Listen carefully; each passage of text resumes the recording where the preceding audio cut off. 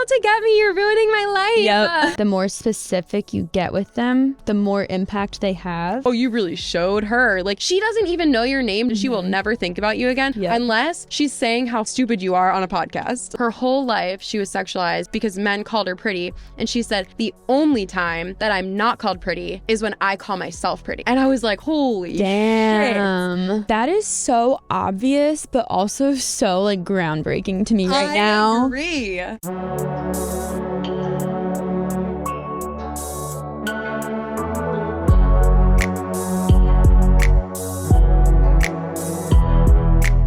Hello, everyone, and welcome back to your favorite podcast. It's called Stop the Internet Podcast. I'm Kelly. And I'm Tricia. We're cousins, you guys. We are. That's our fun fact. Since birth. Since birth. It's true. Okay, now that we've set the scene and introduced ourselves, who are you? You guys, please share our podcast with your friends. I'm begging you. Please. Do you have any life updates you want to share? My sister's pregnant and about to give birth. You're going to be an aunt. I already am, but... Oh. No, literally, no, it's fine because that's what literally everyone says to me. And I'm like, yeah, like sometimes I just don't even correct them. I'm just like, yeah, I'm excited. Well, I guess it's different because, so context, Trisha's brother has 2 children, but it's different because he didn't give birth to them. So maybe that's why. Yes, I don't know. That is very funny, actually. Yeah. No, but it does feel different, like being a sister, like a female and having your sister who's like pregnant, because the relationship is totally different. Totally. So yeah, that's going to happen soon. We're that's wild. Eagerly awaiting. We don't know if it's a boy or a girl or, whatever it chooses. So true. It'll be exciting to meet them. Yeah. Oh, that's so exciting. Yeah. That's wild. I don't have anything to share other than the fact that we just yapped for 4 hours before we hit record. So we got all of our toxic gossip out. Pretty much. Well, it had been a while, so it had all built up. Yes, we had a lot to discuss. So today we're talking about positivity and how to be more positive in your daily life. One of my tips was going to be less gossip, which I think is ironic because we kind of just gossiped for a long time. But also everything we talked about was about us in addition to being about other people. But it was about us. So I'm cutting myself some slack because I'm involved in these things. I feel like there's a difference. I don't know. No, I agree. We weren't slandering people's names. Yeah. So, I don't know. So we're fine. Yeah, we're fine. Our topic today is staying positive and just being more positive. No, I feel like I shouldn't even say staying positive.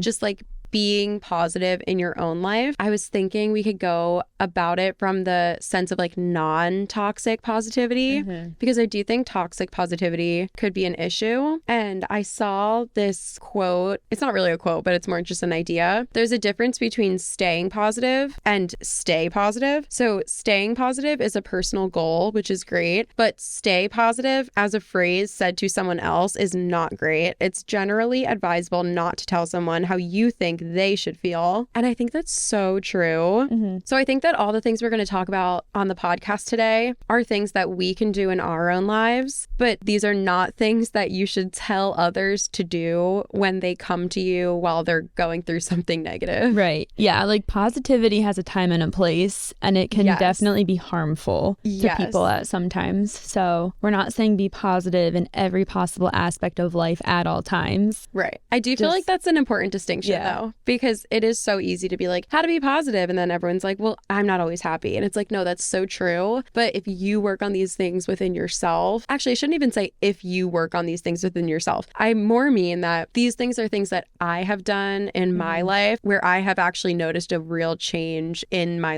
everyday mood because of them. Also, I want to make one more disclaimer about this whole episode. These are things that I think would work for many people, but they're not going to work for everyone. So if someone has clinical depression or anxiety or something, these are not going to solve all your problems, but it could help some people. So that's our disclaimer. We're not trying to solve every problem you've ever had for every single person on earth, but it could help you. Yeah.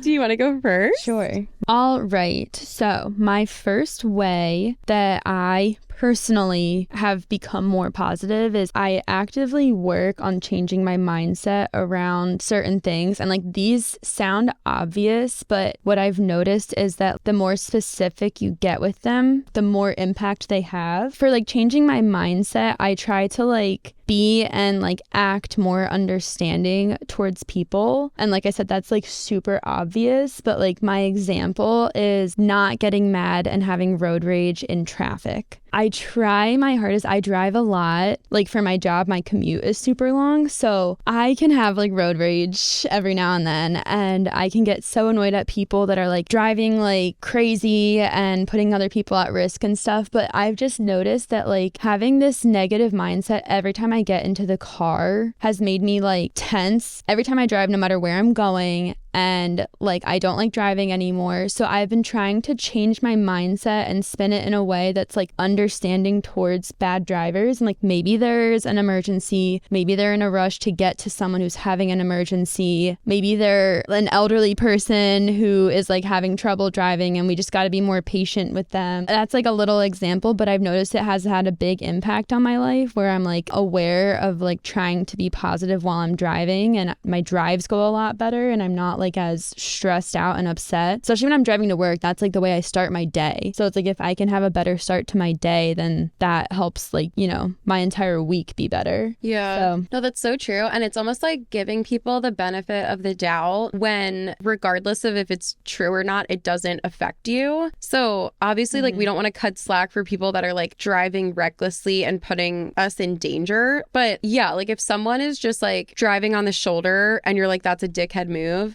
giving them the benefit of the doubt and being like, oh, well, they have the most important meeting of their life and they cannot be late, or their kid is sick and they need to get home, something like that. Because yeah, we're giving them the benefit of the doubt when maybe they don't deserve it. But regardless of if their kid is sick or if they're just an asshole, I'm still sitting here and they still just drove by me. So like, why am I going to get worked up over it? Right. There's no way to change it. Exactly. So, yeah. No, I agree with that. And we have obviously talked about that so many times on the podcast, like being delusional.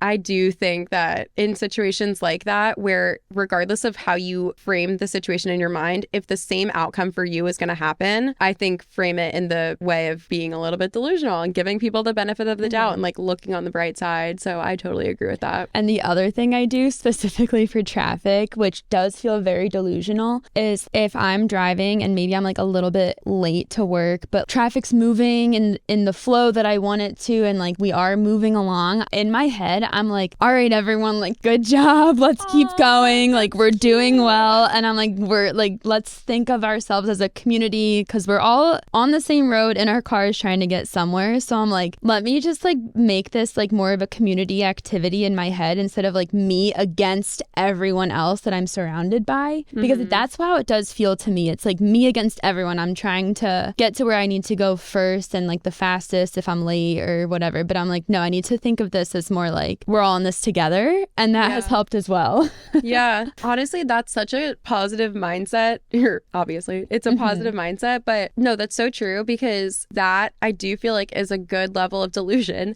Because when you're thinking, oh, we're all in this together, we all have the same goal, it's to get to work, it's to have a good day, that feels way better than everyone's out to, like, literally I think of the line in Freaky Friday when she's like, everyone's out to get me, you're ruining my life. And that's how I think people tend to think sometimes, sadly. I was gonna say it's easier to think that way. Thinking positively or thinking negatively is a habit. So if you are in the mindset of thinking negatively, it's gonna be easier to think negatively about these things. But if you retrain your brain, which is what you're saying now, it does get easier to think on the positive side the more that you do it. But it does take work. Like, there's no like easy fix. Like, there's no life hack to be like, overnight you're gonna think better, you're gonna think more positively and be happier. Like, no, you do have to do work. Like, you have to change yourself. And it's hard to do, or it could be hard to do for some people. So it does take work, but I do think that it's worth it if you're able to. Yeah. So then at that point, it's like if you're driving and everyone stops, it's like, okay, we're stopped. I hope everyone's okay. Instead of like, why are we stopped? I'm going to scream. Yeah. You know what I mean? Yeah.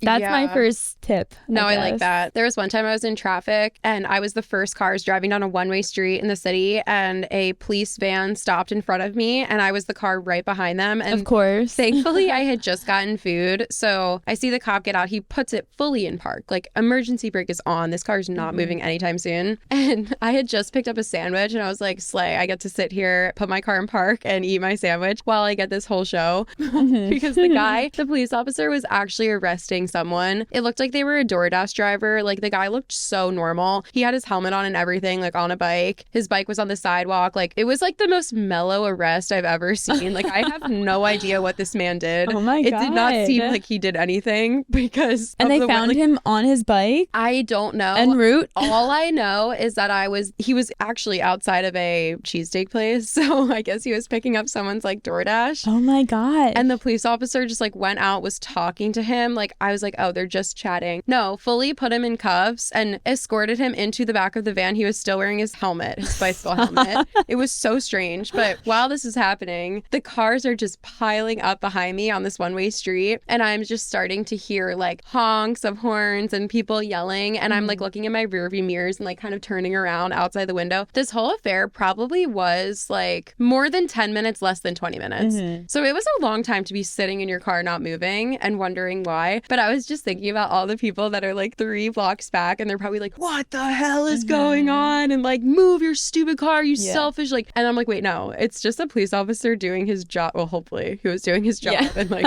you know, the guy deserved to be arrested, hopefully. But anyway, I was like, wow, I would be doing that too. If I was sitting here, I'd be like, what? And I was like low key a little bit annoyed because I'm like, all right, I would rather be driving home than sitting behind this car. But it's like he had no other choice. It just had to happen that way. And it just is life. So I don't know. I guess that story is kind of irrelevant, but I can see how it would be very annoying to not understand why you're stuck in traffic, but also try to not let the reason fester and like spiral and ruin your day. Yeah, totally. Okay, what's my first one? Negative self-talk. I am so passionate about this. It is so easy to engage in negative self-talk, and I think people do it way more than they think they do. I first noticed it in college when I was in a yoga class, and my teacher was so sweet. Whenever someone performed negative self-talk, she would kind of like call them out on it. And I remember specifically, like, I like forgot something that day, and I was like, oh, I'm so dumb. I forgot my mat, or like something stupid like that. And she was like, you are not dumb. And just like that interaction, I forgot what she said like right after that, but just that interaction, I was like, wow, she's actually so right. And people do that all the time. Like I watch people do like the simplest thing and they'll be like, oh, I'm so stupid. Like I forgot my pen at home. I'm an idiot. Like, no, you're not. You're not an idiot. You just forgot your pen. Like these little things, or like they drop a piece of paper. Like I'm so clumsy and dumb. Like, no, you're not. Like you just dropped a piece of paper. Like it's fine, you know? Ever since then, I tried to stop doing that because of that yoga teacher. And I did. I feel like I almost never do that. Like I obviously like slip up and I say things sometimes like, oh, I'm so stupid, or like, you know, I don't deserve that. I don't know.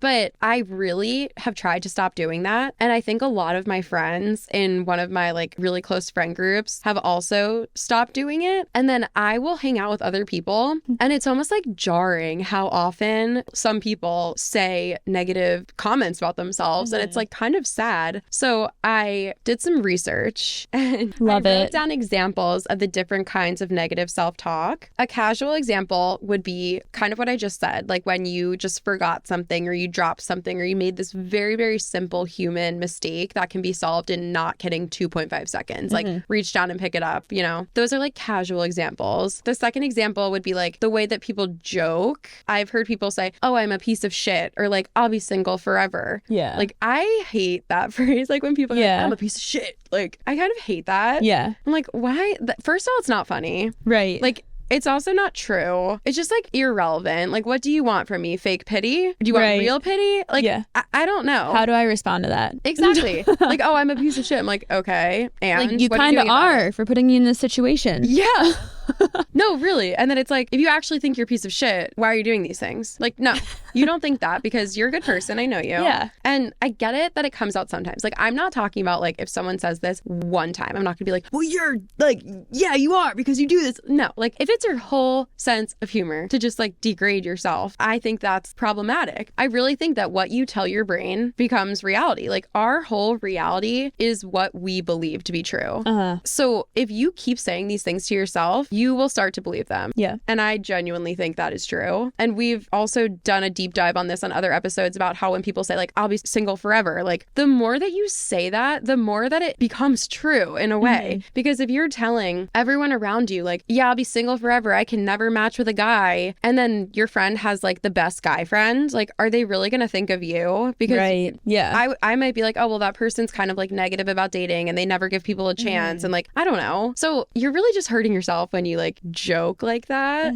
And then the third one would be like a more serious example when you're saying these things in your head and you're like, why would I even try? I'll obviously fail, or I'll never be able to do that. Like, I shouldn't even do the opportunity, take the risk, like things like that. Okay, so here's where my research came in to play. I pulled from a few different articles that had their own sources, so I can link them in the description. Damn. MLA? APA? Yeah, I don't even know. I did see like the sources at the bottom and they looked either MLA or APA. I don't remember the difference. And I was like, wow, this is legit. So I'll link this article and everyone can check out those sources if you care. Women in STEM. Women in STEM. Thank you. Okay, so the effects could include higher risk of mental health problems and increased stress. And those were two of the effects that I just really wanted to touch on. Obviously, there could be more dangerous or negative effects, but the fact that negative self-talk, even in like a joking form, could increase the stress in your life and give you a higher risk of mental health problems, that should be reason enough to not make those like jokes or comments. But yet people do it all the time. And it's like most people's form of humor is self-deprecation. Self-deprecating humor is so common. I just don't like it. I do think there's a time and a place. Yeah. But if your only joke is, I'm a piece of shit, I'm ugly, it's like, well, that's not even funny. So if you can make a funny joke and actually make me laugh, like these dumbass sarcastic comments are just not it. I think it's just tough though, because like our society almost forces people to be negative towards themselves. You know, like don't take compliments, don't give yourself compliments. Like if someone says something nice about you, tell them they're wrong. You're so right. People might not even know that they're like doing this stuff to themselves because we're just so impressionable. And like this is how everyone talks, it feels like. I know. You know, it's just so common. It's so common. And okay, to the point about that's how everyone talks and people don't even notice it. No, I totally agree. And if that's like your friend group's sense of humor, like you are the average of the 5 people you spend your most time with. So yeah, like if your friends are doing these things and saying these comments and jokes, you're probably going to pick up on it too, even if you don't notice it. It's like catchphrases that like if you hear your best friend say it every single day, you're going to start saying it. That's exactly why like I feel like I went so long. I don't even remember when I like, maybe it was because like pre-pandemic was when I was in college and then the pandemic happened. I spent so much time away from people and then getting back into the real world for the past like 2 years or 3 years is really when I'm trying to like implement this. Yeah. So now it's just like way more apparent to me. I don't know, but I just know for a fact that like there was a day where I noticed it and I was like, oh my God, all these people do is joke about how terrible they are and like all these negative comments. And like, I'm not engaging. Like when everyone's sitting in a circle and they're like, well, I'm a piece of shit, I'm ugly, I'm stupid, I'm single forever. I'm like, I'm keeping my fucking mouth closed because I'm not engaging in this. I don't think I'm a piece of shit. I don't think I'm ugly. I don't think I'm stupid. I'm not going to sit around and say I'm going to be single forever. It's just annoying. It's like that scene in Mean Girls when they're like, oh, my nail beds are disgusting. I need to lose 5 pounds. And then they look at Katie and they're like, what about you? Yep. They're waiting for her to say something. Yeah. Like, I don't need to sit around and like talk about all my worst qualities, you know? Like I can think about them and work on them in my own time. But sitting around and like making these jokes like is not going to solve the problem. I don't know. I just feel like even if you say this stuff and you're like, oh, I know it's a joke, like I can separate it out, like what my thoughts about myself versus like jokes about myself, and I know what's true and I know what's not, and like right now I'm just being lighthearted, joking, whatever. Our brains are just so malleable. Like the more you say something to yourself, it does become truth over time, even if you think you're super like hyper aware of, you know, what you think of yourself and who you are as a person. It can change over time, like without you even realizing. Brains are just very strange. Yeah.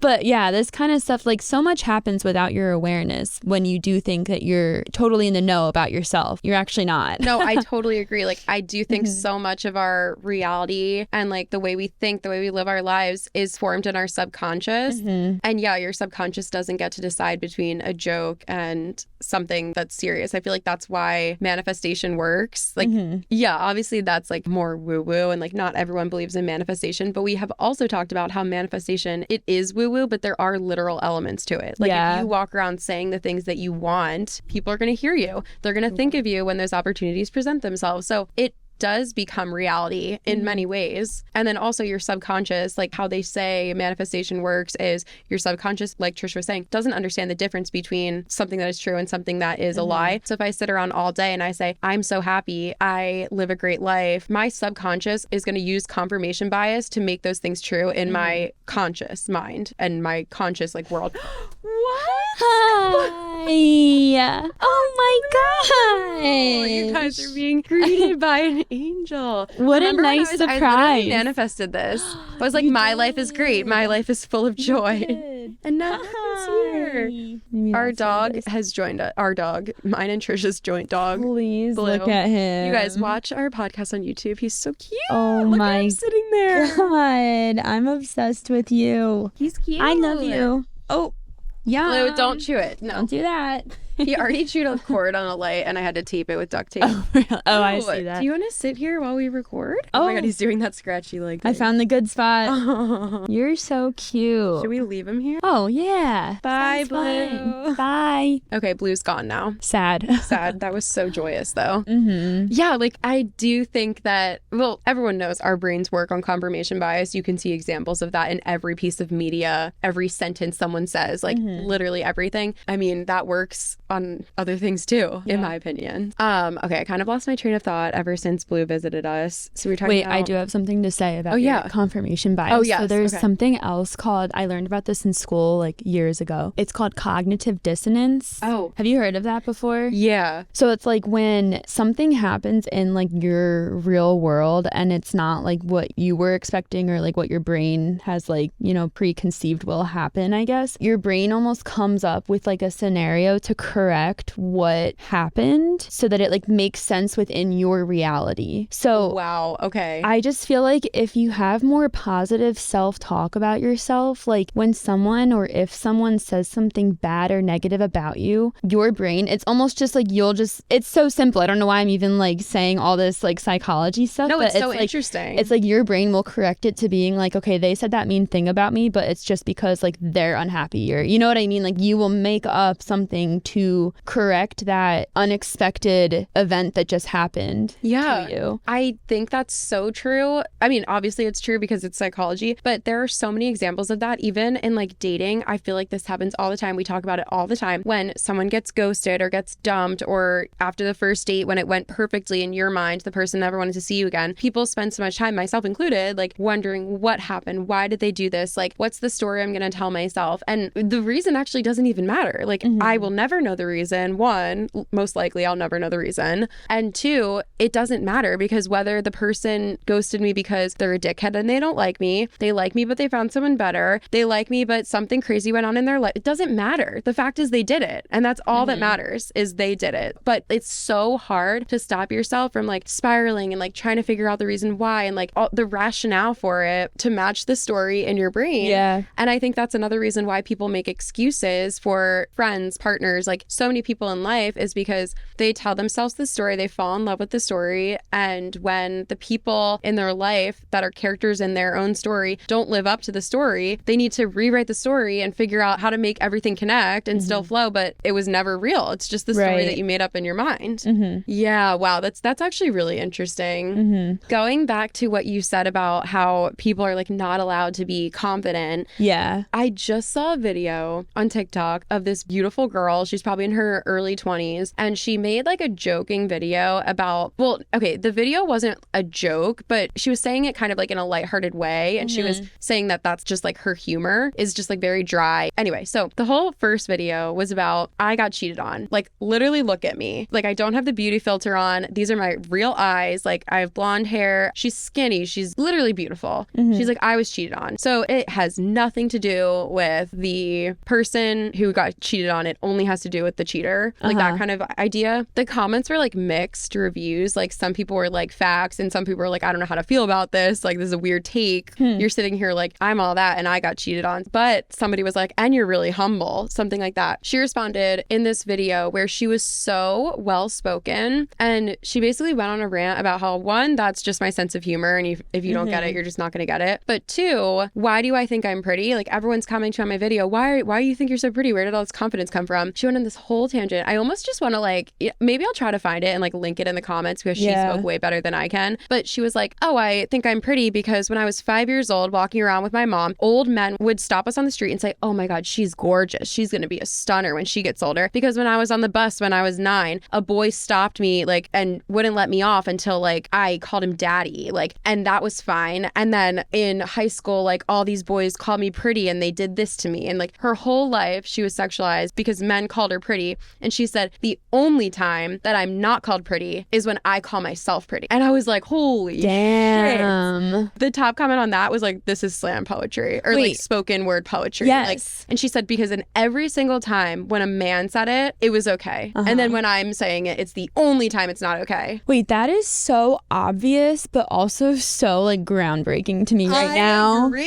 I agree. Because like I have definitely had that line, like that train of thought, but never have been able to like articulate that or really explain, even in my own brain to myself, like what exactly I'm thinking and what's wrong here. But that's what it is. Exactly. Oh my God, that's crazy. Yeah. And I just like loved that she came with examples because she wasn't just like, you know, we've all heard somebody say, oh yeah, when other people say you're pretty, it's fine. But when I say I'm pretty, it's conceited. Like, okay, sure. Yeah. She came like with, nothing new. Yeah. She came with receipts. And she was like, here's all the times men got away with doing this. And I can't get away with just giving myself a compliment. But then if I said I was ugly, everyone would come to my defense. No, you're not. You're beautiful. You're beautiful. You're beautiful. Yeah. Only until you say it. Crazy. Wow. Yeah. That like kind of stopped me in my tracks. And I was like, damn, I hope like everyone on earth sees this. Yeah. Even like grown women. Like I was actually thinking about how sometimes like older people hate on younger people and it's clearly just because they're jealous. And I've had like thoughts like that I genuinely try to stop. If I see someone younger than me who like is more successful or does something better than me, I'll like feel myself trying to justify it and be like, oh, well, it's because of X, Y, and Z and like she sucks because of this. And I'm like, wait, stop. You're doing that because you're jealous of her. And it's okay to be jealous of someone. You don't have to tear them down just because you want what they have, you know? Right. So, okay. I think that was my final thought on that. I love it. That was so interesting. But yeah, all that from negative self-talk. So no, positive self-talk. Like compliment yourself. Like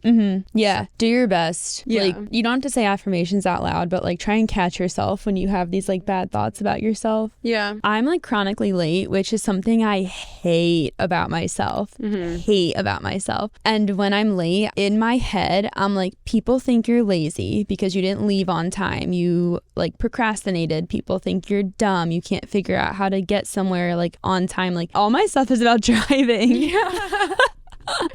No, that is like something that I need to like be way better about. I feel like in a lot of other aspects in my life, I have been really good with like catching myself with negative self-talk. But then it's like certain things, they just like, it just comes so naturally. You don't even realize it, like I keep saying. So then it is really hard to like catch yourself and stop it. But I kind of think there's a difference between holding yourself accountable and negative self-talk because I have actually said like everything that not everything I just said, but just the fact that I don't like negative self-talk even in jokes. I have said that to people, and specifically I'm thinking of one of my friends who was like, no, I think I need negative self-talk. Like I think I work harder when I insult myself. And I'm like, okay, I get that too. Like I get that might work for some people, but that's almost in a way, especially knowing my friend that said it, she doesn't sit around saying I'm a piece of shit, I'm stupid, like but she works really hard. So I'm guessing maybe she says stuff like that during the workday. Maybe she's like, all right, come on, you like you can do better than this. Like, and even the stuff like being chronically late, I'm also like that, and I'm really, really trying to be better. And I think I have gotten better recently. But instead of thinking like people are gonna think I'm stupid, I can't like be an adult, like all of that stuff, like there is a version of that you can say to yourself to not insult yourself, but instead hold yourself accountable and try to not be like that. So instead of being like, oh, people are gonna think I'm so stupid, and maybe be like, no, it is I'm not trying to say that you're rude, but I'm thinking about myself when I have been late to things. No, I agree. It is rude. Like, yeah. or it can be. Yeah. And also, like, I have also gotten embarrassed about that. Like, it's embarrassing sometimes to be late to something. So maybe be like, I don't want to be that person. Right. I don't want to be the person that holds everyone up. Like, and I was when I did that one time I took that action, you know, like, I don't have to tell myself that's who I am, but that's a decision that I made that I don't want to make anymore because it is embarrassing. It is rude. It is selfish at times. And so instead of sitting there being like, I'm stupid, I'm rude. No, I was rude and that was a mistake. And I want to not be rude in the future. So I'm going to try to not do it again. I don't know. I'm like capable of being better. Exactly. Yeah. Instead of being like, I'm stupid. No, I'm capable of being on time. I'm capable of making better decisions, like that kind of thing. I also think that even in manifestation and just the way that we talk to ourselves, the way that we talk out loud, there's a way to say things to the positive or the negative in almost every sentence. And it is as simple as it's half full, it's half empty. Right. Another example in manifestation, I've heard that you never want to say the negative. So you never want to say, I really hope there's not traffic on my way, because all your brain hears is traffic on my way. It doesn't hear like the not traffic or no traffic, zero traffic. So instead you can say, I hope I have a really easy ride. Right. I hope I have a joyous ride. I hope I arrive safely. Like instead of thinking, I hope I don't get in an accident, because then you're like, accident. You can think, I hope I get there safely. I pray I get there safely. So just thinking that way instead of thinking and saying the negative side of it, like, how do I say this in a positive way? Right. Obviously it will take work. Oh, it takes so much work. Yeah. And everyone does it sometimes. Like I do this,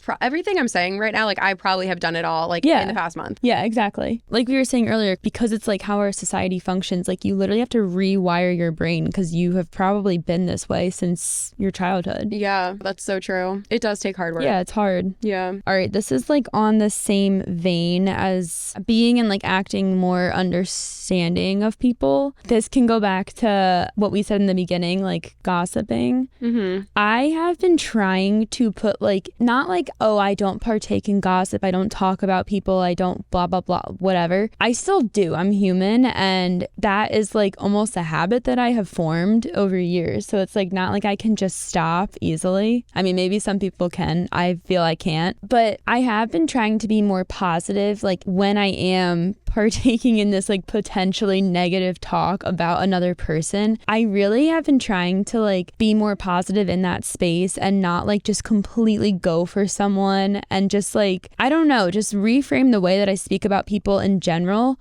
I feel like this has grown from a delusion where or not a delusion, but I'm like really trying to be the person that I want to be, which is a positive person. I want people to think of me as being positive and kind. So I don't want to be someone that people don't feel like they can talk to. So I still want to like be open in that sense, but I don't really want to be talking negatively about other people and gossiping and stuff. So when that does happen, I just try to be a more positive presence in that conversation. And I feel like that has been easy because I'm not totally cutting out like conversations and changing relationships that I have with people, but I'm just like slightly changing the way that I like talk about others. No, that's so interesting because I agree. I think almost everyone has a habit of gossiping about other people. Yeah. Especially when you're younger, like in this time in our lives where we don't have families, like we don't have kids that take up we don't have families. We have families. We don't have children that take up our mind and our conversations. We're not married or we're not planning our wedding that can take up our like conversation. So it's just so easy to talk about other people and to gossip, and it feeds something in your brain. Like the human brain just eats up gossip, eats it up, which is kind of scary and like a little bit sad. And one of my friends, we were talking about this and she was like, I literally remember the first time that somebody gossiped to me. It was in like kindergarten or first grade, and the girl in my class came up to me and said like X, Y, and Z about this other person. She was like, I actually remember how good it felt to be 6 years old, 5 years old, or because 7, you're whatever. like included. Exactly. Yeah. And that is just crazy. Like that's so sad. First of all, it's so sad that we are like getting fueled by talking about other people, especially at that young of an age. But then, yeah, it does just like grow with us. And people love reality TV because of this reason. That I feel like is a good example of like feeding that side of your brain. Yeah, like, that's true. Yeah, like that's a good opportunity to feed that like part of your brain that likes drama. Like, because I would say like, yeah, just never talk about other people. But it does come up like exactly what you're saying. It's like virtually impossible if you want to like maintain relationships with people. Right. You know what I mean? Yeah. So. And I have seen a lot of discourse recently, like less less gossip was actually one of the points that I wrote down on my list, and just like more talking about ourselves. But I actually never thought about it from the side that you just said, like when people are coming to you, especially if it's like this person did this thing to me, you don't want to just be like, oh, well, I don't talk about other people. Yeah. So I have been seeing a lot of like reels and TikToks and stuff about like, here are 5 phrases you can use when someone brings gossip to you. And they all shut it down immediately. It's things like, oh, I've actually made a pact to not talk about other people, especially when they're not in the room. So I don't really want to talk about this right now. Like little things like that. Or, oh, okay, let's talk about this. Or what are you excited for this year? Like something like that. You can easily change it, change the topic of conversation. But I do appreciate what you're saying, because you don't want to just like shut down your friends every time they come to you, because then they're going to be like, oh, well, I can't go to Trish and vent because like she's going to shut me down. But yeah, so I don't know. But that's also hard, because there is a difference between like somebody venting and somebody gossiping. Yeah, but I guess definitely. like I do really like your piece of advice though, because there always is some positivity that you can find, even if doesn't have to be toxic positivity. Like, oh, don't feel that way because they're probably a good person, but more just saying like, okay, you're so valid in this, but like moving on from it, or like, here's a way to look forward. Like, here's a way to, I don't know. And I guess that could still, like what I'm thinking could still somehow be considered toxic positivity, because you want to like let the person feel.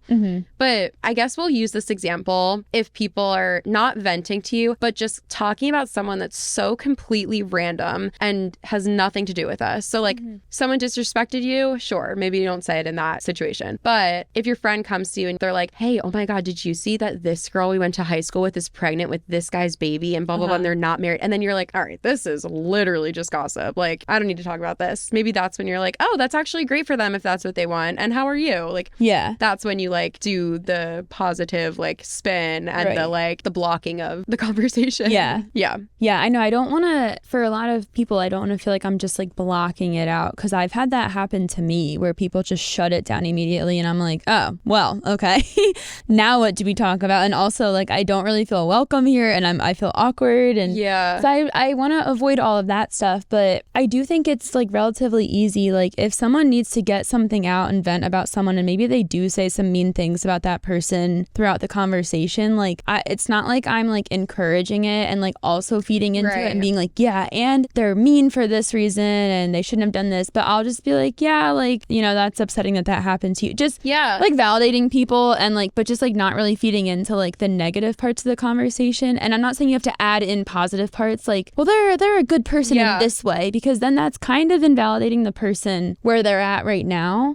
So what I'm saying is just like such a small thing, but it's like just try and like put a positive spin on the way that you talk about people, even if everyone around you is being negative. Like, because I don't know, I've noticed a difference in me where I can be surrounded by people saying negative things and I don't really participate in the conversation that much. I just kind of sit there and like let it come out, but I'm not like feeding into it. Or if I do say something, it's just like pretty neutral. I found that people still include me in like their conversations and stuff. They don't really have expectations that I'm gonna like feed into like this negative talk, but I'm not like just immediately shutting them down or being like toxically positive where I'm like completely changing the conversation. Yeah, that's so real what you said. Like your piece of advice, like you adding positivity to this conversation, it doesn't have to invalidate them.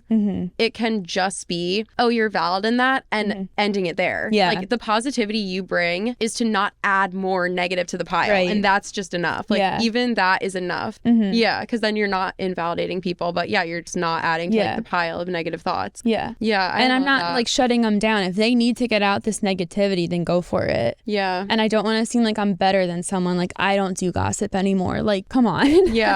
No, that's a good point. I actually wrote this down too, but it kind of like feeds into this. Another way that I've found that I'm like better with positive talk about others is I literally imagine every single person as if they are my sister, mom, or dad, or brother. Aww. So like if someone's talking about someone in a really negative way to me, maybe I'm the only one there. So like I have to respond. I can't just like be silent or, you know, like not contribute. If they're complaining about someone, pretend they're talking about like my mom and they're saying all these mean things and they're frustrated and upset. First off, I wouldn't want anyone to ever talk about my mom in a mean way, but like if they were to say mean things about her, I do feel like I would defend her, or I don't know, just like almost change the conversation so it's not so negative. Everyone is someone's loved one. Like everyone is someone's mom or someone's sister or someone's daughter. I just try to imagine imagine if we're gossiping about like some random girl. I'm like, oh, like if her mom could hear the things being said right now, that would break her heart, I'm sure. So like I just try and be more like understanding in that sense. Like everyone has someone who cares about them. Yeah. And if that person could hear the way that their loved one is being spoken about, like it could actually just like wreck them. And like I don't want to be a part of that. And it's not necessary, I feel like. I agree. And I feel like this is like where my opinion on like delusion and benefit of the doubt comes in. Right. Because there are some people that are just like bad people and you deserve to vent about them. And regardless of who's listening to it, whether it's their loved one or their like worst enemy, this bad thing they did is true. So like it's okay to say that they're a bad person. But I think about what you're talking about when I'm thinking about someone that is a good person, but maybe like I'm just not compatible with them in friendship, in like roommateship, or like, you know, all these different situations. Specifically someone that I was friends with for a pretty short amount of time, but then I just realized we weren't compatible as friends. And I was like trying to be real with like everyone else. And I'm like, hey guys, like I'm just not gonna be this person's friend anymore. I wanted to tell you why. That's my side of it. And that's it. And then I got like some feedback that was like, well, it was all very supportive, but then at the same time, there was like a few like jokes being thrown around, or like, oh, they're crazy for that. They're wild. They have no fucking clue. And I'm like, wait guys, like that's not what I meant. We don't need to talk bad about them. She's not crazy just because I don't want to be friends with her. That doesn't make her mean. That doesn't make her bad. Like she's fine. Like we don't need to say one bad thing about her. It's just not going to be my person. So I think give people positivity when they deserve it. But that's kind of the point I was making earlier, where it's like, give people the benefit of the doubt if it's not going to change your life in any way. So whether I sit around and I talk about my ex-friend, this person that I was like, I don't want to be friends with them. I could sit around and be like, they're terrible, they're annoying, they're stupid, and I don't want to be friends with them. Or I could sit around and be like, they're a good person, just not meant for me, and I don't want to be friends with them. Regardless of what I say, whether option A is true, whether option B is true, my life is the same right now. Right. So I'm going to give them the benefit of the doubt and say that they're great and they're just not for me. But obviously it would be different if they actually were a negative person and they actually did X, Y, and Z thing to me to hurt me, or to my friend to hurt my friend. That would be different. I think that's my whole thought on it. Yeah, no. And like, I feel like the times when I do this most are when I'm like talking to people and they just see a random person and decide to make a joke about them and they don't know them. Right. It's a totally different situation when it's like someone has wronged you or someone else and they're talking about it, and like there's like an active bad thing that like was done or is being done. It's a lot harder then, I feel like, to be positive. But like I have just... And not always necessary too. Yeah, exactly. Yeah. What we were saying in the beginning, it could be harmful to like be positive in that moment. But recently I just have like encountered so many people where I feel like it's almost like a habit or like a knee-jerk reaction of them where like they see something funny, they have to comment on it and make a joke and make it like a negative thing about this random person that just walked past them. Yeah. They don't know them. They don't know anything about them. They could be a bad person. They could be a good person. Like they don't know. And like they have to say something. And it's more like those situations where I'm like, that could be someone's dad. And you're making fun of like the way he's wearing his socks. Oh, that like breaks my heart. Literally breaks my heart. And these people, like, it's just like a constant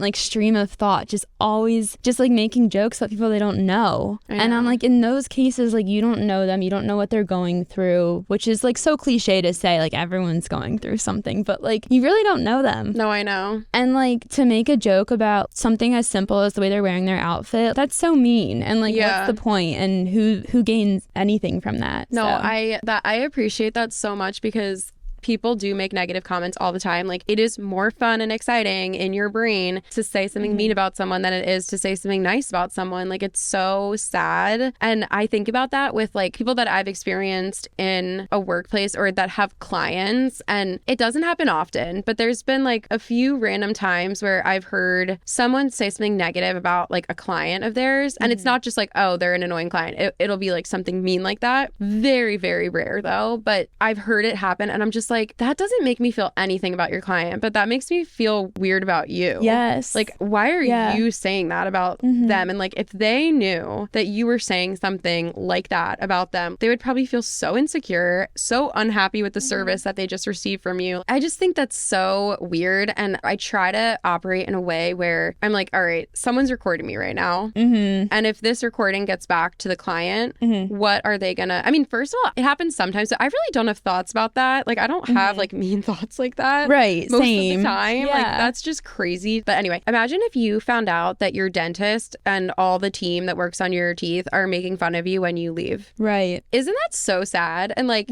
I don't know, I guess it's just like a ripple effect where I think about like if you shut your friends down when they're making irrelevant, unnecessary, rude comments about strangers, maybe then they won't do it again to somebody else. And then it doesn't trickle into this, and then it doesn't trickle into this, and then it doesn't trickle into your dentist's office. Yeah. And I don't know, I guess like maybe that's not a perfect example of like how you can but maybe you work in the dentist office and you hear your coworker say something and you're like, all right, that was just so unnecessary. And you shut it down and maybe they're like, yeah, true. Or they just get no validation from you every single time they make a mean comment. So maybe they make a few less mean comments that year. I still feel like that is valuable. No, I know. And I've gotten pretty good, I feel like, at saying like, not like, hey, that was mean. Like not like totally like scolding people, but I feel like I've gotten pretty good at like saying something that in my head seems to make them like change their point of view a little bit. I love that. So I'm just like happy that I'm at this point in my life where I don't have mean thoughts about people. Yeah. Like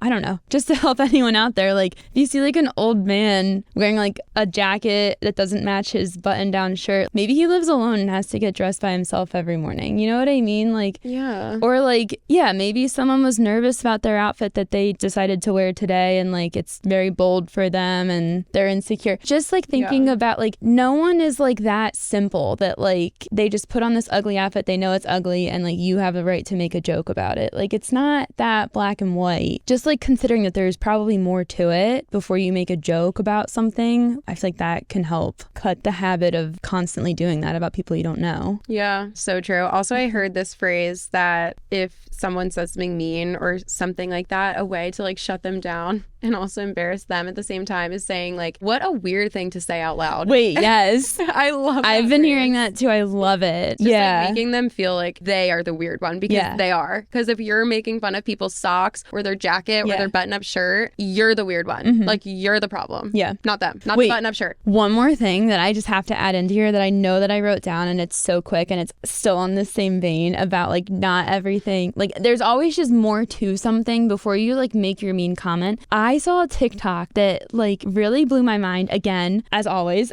I know. TikTok is just opens my world. People were saying, it was actually, I think it was like one of those like Reddit things where it's like a Reddit question is shown on the screen and it's like, people of Reddit, name something that you used to not think was necessary, but now you realize it is for other people. And then it shows the answers. And so it was something along the lines of that question that I just said. And someone wrote in and said pre-cut fruit. A lot of people in the grocery store, not they look down on pre-cut fruit, but like they're judged for it. Yeah, if you get pre-cut fruit, you can't cut your own. You don't know how? You don't know how to cut a pineapple? Like grow up.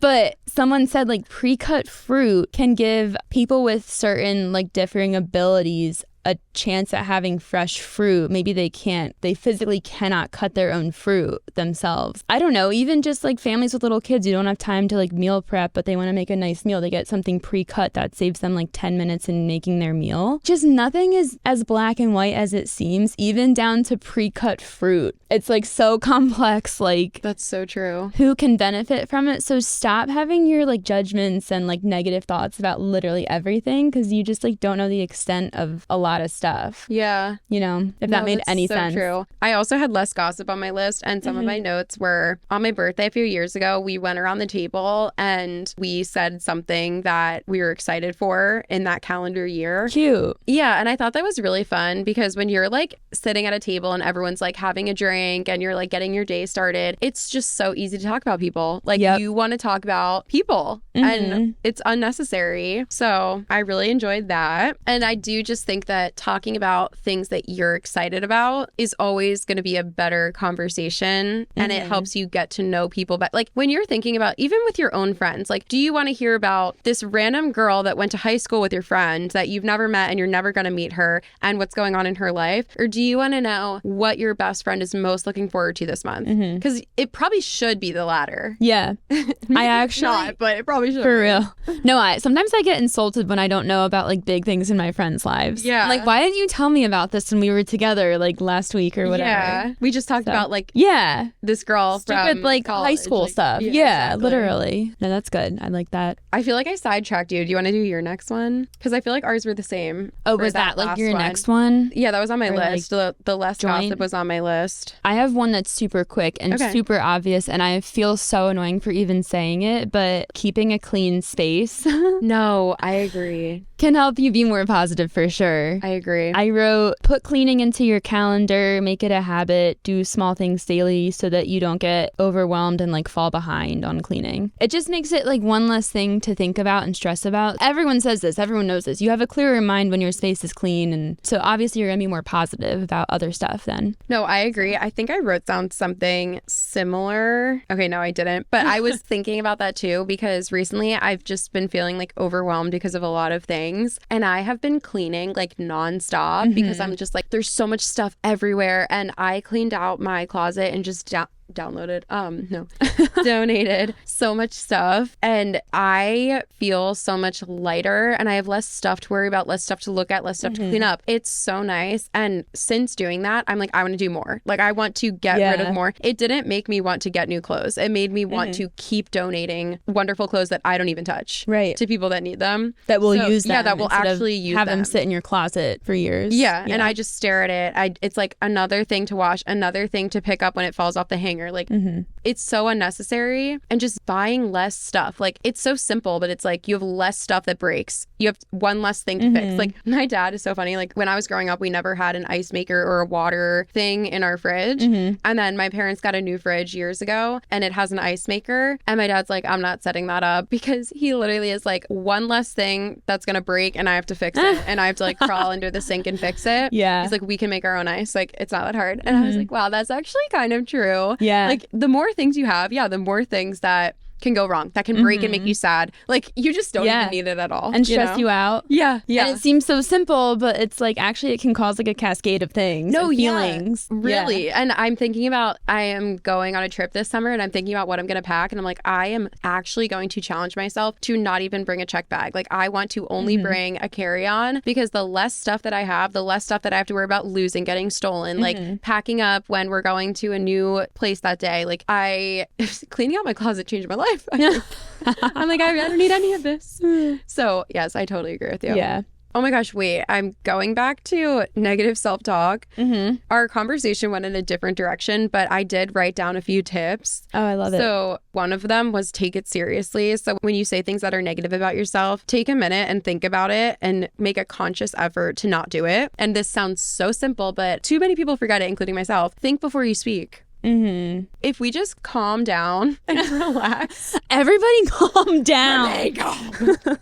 I always think of Carly Shay being like, never tell a girl to calm down. But seriously, like, if we just relax and like take a breath before we speak, think about what you want to say, and think in your brain, is the next thing that I want to say out loud, I'm a piece of shit? Because it's not for me. It's not. So hopefully it won't be for you. You genuinely, see, that's where we get into the territory of like, if you genuinely think that about yourself, it's a different problem. That's not the problem I'm trying to solve. I'm trying to solve if you do not believe that. If someone asked you right now, are you a piece of shit? And if your genuine reaction is, well, I do all these things in my daily life and it makes me not a piece of shit, I'm not a piece of shit. That's who I'm talking about. If that is you, stop keep listening. Exactly. If it's not, go find actual help somewhere else. If you genuinely are a piece of shit, we'll make another episode about things that you can do to be a better person, not just think better. Right.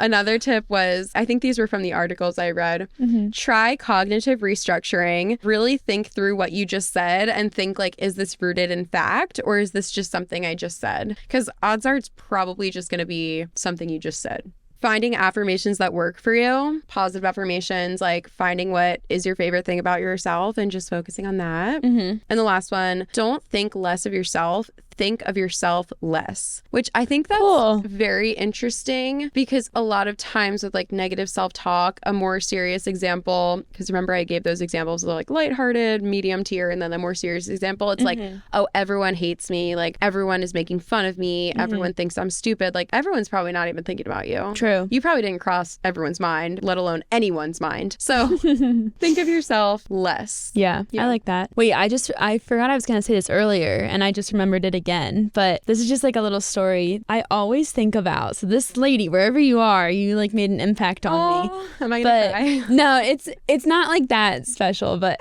I don't know, it was cute. When I was doing my clinical rotations for nursing school, I was at CHOP and I was sitting at a desk outside of like a patient's room. This lady walks up to me and she said, "Do you know anything about what's going on here?" Because I think that you had to like put a isolation or like a precaution gown on before entering the room for like infection purposes. And she was just like, "Oh, do you know anything about like what I need to do to go into this room?" And I was like, "Oh no, sorry, I'm just a nursing student." And she said, "You're not just a nursing student. Don't say just." She's like, "You are a nursing student and you're important and you probably do have more knowledge of this situation than you give yourself credit for." And I was like, "Oh, okay.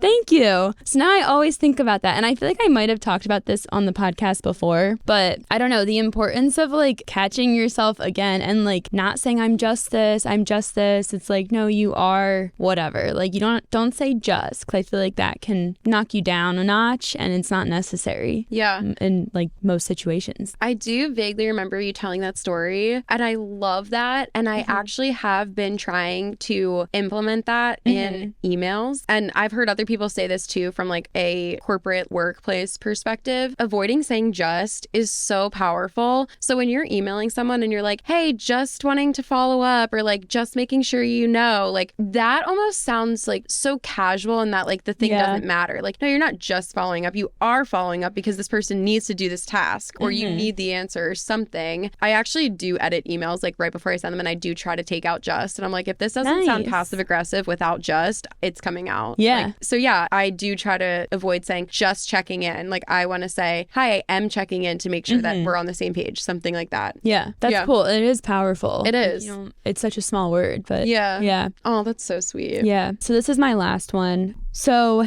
I am not good at this, but I have seen it happen with other people between family members. And I'm like, it's just not worth it. But I really think that people need to start saying what they want and acting how they feel, regardless of what they think is right. And I know that sounds bad, but like what I'm talking about is like, if you're not like a touchy, physical touch type of person to show affection or anything, but there's a moment that comes and you just really feel compelled to like give a hug to your friend or your like sister or something, but it's just not something you do. It's not your relationship. Just do it. Like, why wouldn't you just give them a hug, especially if you really feel like this is a good moment to give a hug and like maybe they actually need it. Aww. You know what I mean? Like, just because that's not who you are doesn't mean that you should just like never do something. I feel like I see this in the hospital a lot. Like people like put on this like strong front and like they don't want to be like touchy-feely or say like soft, nice things to people. But I'm like, in a hospital, like these are probably the moments where you really should do these things. Yeah. Like it's like the most important that you do these things and you should stop worrying about how you're coming across or looking to other people. It's just not important in that moment. If you want to say like I love you to someone, like you should say it. Or like if you want to hug someone, you should hug them. I don't know, I'm gonna say this like 500 times. I just feel like it's not worth it to like be like, "Oh well, I'm tough, like that's not me." Like who cares? Like I really think that you should stop worrying about how you're looking to others, or if you're in a weird relationship with someone and you feel like you have to like stay standoffish to them or keep them at a distance, but like maybe in this one moment you do want to say something nice to them, like you should say it. Yeah. Like, don't worry about proving your point or, you know, keeping your distance. Like, oh, well, we're in a fight. I'm holding a grudge. I'm not going to, like, say something nice to them. But if you do feel compelled to say something nice to them in a random moment, like, I still think you should. Yeah, almost like don't put yourself in this box of, like, this is how it is. Because, no, it's not. It's actually however you want it to be. Exactly. Yeah. Yeah. This is hard to explain, too. But I've just seen, even with strangers that I meet while I'm at work, maybe I'll say, like, oh. And Tricia's a nurse, by the way. I'm a nurse. I work inpatient So I deal with a lot of family members in addition to patients. And there was a nurse, like one of my coworkers, she was talking to a family member the other day actually, and the family member was just being so tough with her. And she's like, oh, like, could you step aside because we're gonna like get the patient out of bed and into their chair and get them sitting up and like, you know, ready for the day. And the family member was like, don't tell me what to do, I'll do what I want. And it's like annoying. Yeah, and it's like the family member, like, you don't even know the nurse, like the person who just asked this request of you, like, you don't even know them. What point is there in like keeping up this like tough facade where like you don't take orders from anyone? Like, you don't know that nurse. There's no point in trying to like prove that you're this tough person. You're never gonna see them again. So why not just be like a kind person, especially you're strangers, like you're never gonna encounter them again. Like, don't worry about how you seem to them, and like, God forbid you follow a request from someone you don't know. Like, no one's gonna be like, oh, they're soft, haha. Like, no, that's so true. You know what I mean? Like, there's just no point. Yeah. So like, I just think just be more positive and like just say like things that you want to say, like, especially if they can benefit other people, or do what you want to do if it can benefit other people. Like, don't worry about like how you look in the moment or how you seem to others. I do think that, that what you just said sparked two thoughts in me. The first one is, I think that so often people have like this dumbass point to prove, and there's really it's like all of this, and for what? Like, what point are you really proving by doing X, Y, or Z action? Like, you really thought you ate. And like, literally, that is actually how it is. Like, we have read so many stories about relationship scenarios, family scenarios, friendship scenarios, and the only way I can describe it is you really thought you ate. Literally. Like, all of for this, what? For what? Like, for what? Yeah. It's so stupid. Like, why do people act like this? Like, I don't have an answer, but yeah, like, get over yourself. Get over this stupid point you think you're proving when literally no one cares about you. Like, that's like another example, I feel like, of people think that people think about them more than they do. Yes. Because like that guy that it's like, oh, you really showed her. Like, she doesn't even know your name, nor does she give a shit what your name is, and she will never think about you again unless she's saying how fucking stupid you are on a podcast. Like, and using you as an example to like show how annoying people are and how pointless their actions are and how embarrassing they are to themselves. Like, and it's like so much energy to do that stuff. Like, there's literally no point. Yeah. Like, conserve your energy. Do us all a favor, please. Right. That's so true. That's so true. The other thought I had when you were saying like, do the things you want to do is, no, I do think that so often people do not say what they actually mean or what they actually want. And that only hurts us. And I have been trying to challenge myself more to tell people what I want. Here's the most simple example. When we were getting ready for Tricia's sister's wedding, we were getting our hair and makeup done. And the makeup, I had this vision for it in my head. And I remembered another bridesmaid was like, oh, they always put on way too much eyeliner on wedding days. And I was like, oh, okay, that's a good point. And I remember I was like, I need to ask her to not do that. So I went in and I was like, oh, I know you're the expert, but I really think this color would look good. And I remember I think she showed me one that I didn't like. And I'm like, oh no, this one. Like, or maybe she showed me two options and I picked the one. And I was like, easy on the eyeliner, something like that, whatever. It turned out just how I wanted it. But then I remember there was another bridesmaid, I forget who it was, that didn't like hers as much. Probably me. Wait, to be honest. Do you think? I don't remember. Yeah, I was not happy with how mine looked. Makes me so sad. I was so jealous of yours because you went with like a pink eyeshadow, which I would have never thought about. But like Kelly and I, we both have blue eyes, and like it looked beautiful on your eye color. Yeah, and I was like, oh, should have done that. Wait, yeah, I'm sad. It was definitely me. Well, no, so tangent. But what happened was I don't wear fake eyelashes. I never had. Yeah, you have the longest real eyelashes. Yeah, I don't know if you can tell on the camera. They are very long. I'm not trying to brag, but like no. You know, she has the best. I have the best lashes. A fact. No, but like, so they're good on their own. I've never had a need to wear fake lashes, but I was like, oh, it's a wedding day. Of course, I'm gonna get the fake lashes. Yeah, like fun. I've never had my makeup done, and this is what you do apparently. Like you get the lashes and the whole 9 yards. So I was like, okay, yeah. They put them on and they were so like thin, and I don't think they were longer than my natural lashes. It just looked like there was nothing on my eyes. Oh. So it looked like I had dark eyeliner and eyeshadow, no mascara, and I never, ever, ever wear eyeliner. So it was just very jarring to see myself in the mirror. Yeah. With like no lashes and dark eyeliner. Right. So I was pretty unhappy. And I had dark lipstick on too, which I also never wear.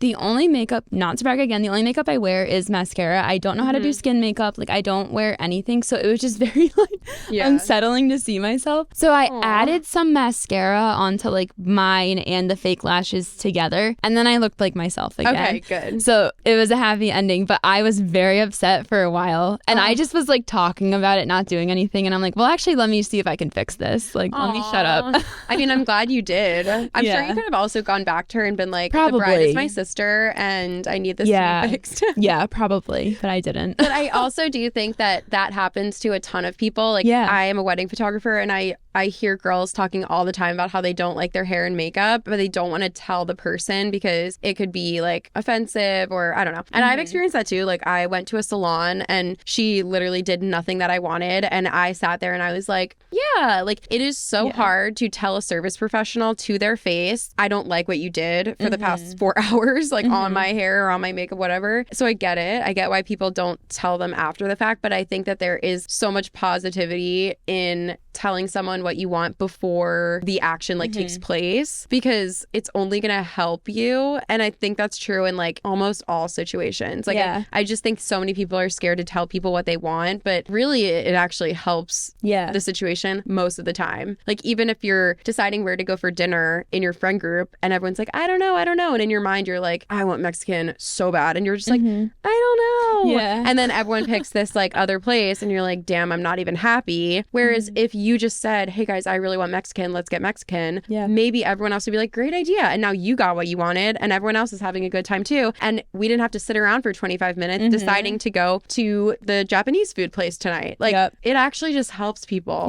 Now you're all sipping on your margs, enjoying your tacos. And you can get Japanese tomorrow. Exactly. It will always be there. So true. Honestly, I feel like we touched on so many of my shorter points in those discussions. But I have one more. I'll leave it at this. Okay. Really trying to shake things off if they don't matter. Like little things. Really, really trying to shake them off. I just had this situation happen to me where I was at the Phillies game. I got crab fries. They were so good. I'm at the ketchup station trying to get ketchup. I had already eaten a fry, so I have like the crab dust on my fingers. Chicky and Pete's fans know how it goes. It's sticky. Yep. So I go over to grab like the napkin and I see this woman who's standing near there like replacing some of the napkins, and next to the napkins is this bag of wipes, like hand wipes, and I didn't touch it like because I've never seen that before, so I didn't know like, is this for the public or is this like hers? And she was an employee of the, I just sounded like that TikTok. I was an employee and you would do it too for a check. You know, yes. I was like, yes, I did that. Anyway, whatever. So I don't even like start to like go for the napkin. Like I was like just standing there and I was like, could I use one of these? And she was like, no, you may not. And she literally said it like that, as if I just asked her if I could punch her in the face. Yeah. And she snatched the napkins or the wipes from in front of me so quickly, and I was like, okay girl, like what the like literally what is wrong with you? And it kind of like shook me because I really try to be nice to people, and when people like snap at me, even if it was my fault, like I kind of like take it personally, which is a problem. Of course. I was just like so shooketh after that. I like walked away. I was like so scared to even get like ketchup, but I was standing there with my sister at this little ledge right next to the condiment station, and we were eating the crab fries, and I'm like watching this girl because I'm shooketh by her. I couldn't think about anything else, even though I just paid to get into this Phillies game and whatnot. And I'm just watching her, like she was clearly very like hurt or a miserable person, or like something was wrong in her life, because she snapped at every single person that walked there. She yelled at an old lady who was just getting like mustard. She snapped at a guy and his son, and she's like, wait. And he just like stood there while there was so many other, there's not just like one napkin option, there's 4. Like he could have gone to another one, but she told him to wait and like stay back. And like I just watched her snap at so many people in a row, and I was like, this is the only thing that's making me like come to terms with the fact that that was not my fault. Like to ask someone a simple question, can I use the wipe that's sitting next to the napkin? Like that is not a problem. It's just a question. And she said no. If she simply said no, I would have been like, okay, and not said a word. Like you don't have to give me a reason. You don't have to give me anything. Just a simple neutral no is fine. Like, but you couldn't even give me that. You had to like make a whole scene mean? Like, okay, relax. She's acting like I just asked her this like wild question. I'm like, okay, you need to relax. And literally, I don't know. I guess I could have, like, I told my mom about that and she was like, oh my God, did you report her? Like, you should have like told someone that she's acting like that. And I was like, I mean, the thing is, like, I saw the whole thing. So I knew like who this person is. Like, I just know that she's not happy. She's probably miserable, hates her job. Something is making her act like that. And I didn't really need to go and get her fired because of that. But at the same time, that old lady didn't know that. Like, I feel bad that she snapped at that old lady. And like, I don't know. It was just a weird situation. I don't know how. Oh yeah. My whole point is like shaking it off. But I guess like that is a good example of a situation where you can give someone the benefit of the doubt, because whether you sit there and fester in she hates me or she's just mean and I hate people like that and like spiral and blah, blah, blah. Or you can just be like, you know what? She is having a terrible day and I'm not going to let it affect me. Like the same kind of, or like the second option is the better outcome for me, and it's not going to change her regardless of what I think about her. Yeah. So I am going to think the positive thing. And I do have to say the people of Philly really need the benefit of the doubt a lot. That's true. They're rough. Yeah. No, that's true. Oh, that man. is true. Yeah, that was a shocking like encounter. Encounter. Yeah. Like I was like, what is, I mean, I was thinking, what is wrong with you? It doesn't matter what's wrong with her, but it was definitely very jarring, especially because there was this other woman who was like such a joy, and she was also an employee but had a different job, but she was like walking around just like keeping things clean, like and tidy. She was chatting with everyone. She was chatting with us. I saw her in the bathroom and she was chatting with another woman in the bathroom. I was like, wow, you're like, you two are polar opposites, actually. Yeah, right. Yeah. Like they should have more people like you. Yeah, watch them be best friends. Watch them be twins. Yeah, right. Just like sisters and like, yeah. No, terrible. Oh, man. Well, I think we did it. Yeah. Wow, that one was fun. Yeah. I do still have more, like, I feel like we could say more about this stuff. So maybe we do like a second part about positivity, because I have more on my list, and like I compiled a list of things from others because I'm like, oh, well, what if we don't have enough? Like as if we ever don't have enough. But yeah, maybe we talk about it again. I love talking about this stuff. I would like to hear other people's opinions on what we said, because obviously our stuff is like very specific to, I feel like, certain people. That's a great point. You know what I mean? And this is not easy for everyone, and I would just like to hear other perspectives and stuff. Totally. I agree. Well, let us know your thoughts in the comments. Please comment on YouTube and subscribe on YouTube and give us 5 stars if you like it. Share it with your friends. Please. For real. We're not messing around. And that's a threat. Yeah. Thank you so much for listening to our podcast. We love you. We appreciate you. And we'll see you in the next one. Bye.